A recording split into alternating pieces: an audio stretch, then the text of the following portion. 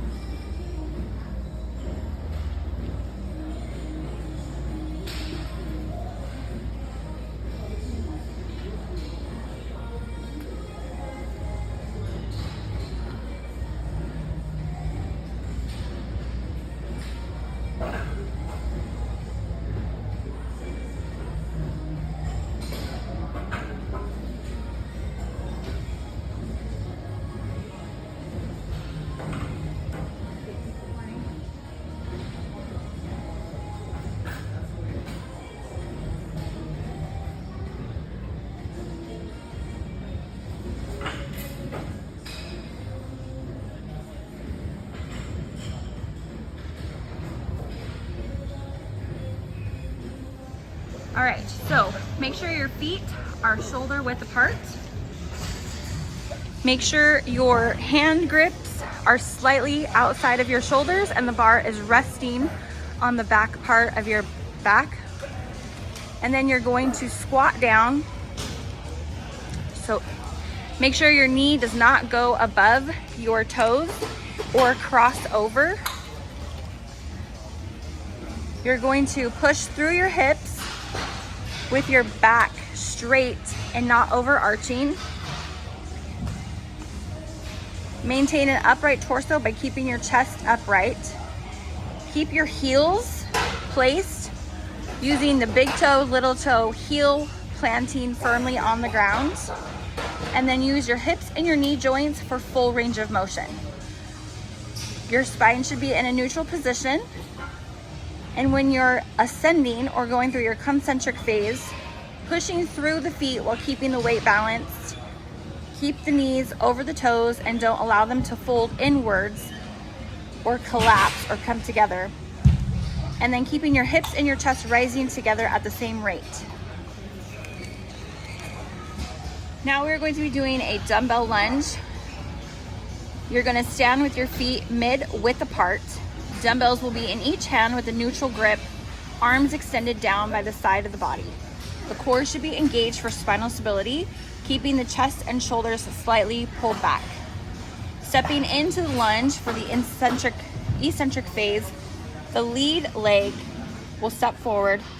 The knee should bend at a 90 degrees to align over the toes without curving over. The front foot should touch the floor first with the heel, then following the rest of the foot to follow. Torso should be upright and in controlled posture to avoid leaning forward. Front leg should then be parallel with the floor, the back knee slightly bent, but offering more of a support and helping with the balance. On the concentric phase, when you return to the starting position, the front leg pushes through the heel and the foot returns to the starting position. The front leg should be doing all the work. The back leg is added for balance. And then return to the starting position and alternate legs. Some things you want to avoid are the knees moving inwards together, taking too big of a step or too small of a step, focusing on the toes being directly over the knee, and not arching the spine or rounding the back. For the dumbbell bent over rows, feet are hip width apart, holding the dumbbells in each hand with a neutral grip. Knees slightly bent to reduce lower back strain. Hinging at the hips, pushing them back while keeping a neutral spine. Torso should be leaned forward slightly. Head and neck should be in a neutral position aligned with the spine. Shoulders will be pulled back, but do not round the back or the shoulders. Going through the eccentric phase, pull the elbows towards the rib cage and squeezing the shoulder blades or scapula together. You should feel the squeeze movement at the top of the movement. When going through the eccentric phase, when lowering the dumbbells slowly back to the starting position with a controlled movement, avoid rounding the shoulders and maintaining proper posture through the whole movement. Some things to avoid is rounding the back and moving the arms eccentrically and concentrically too fast.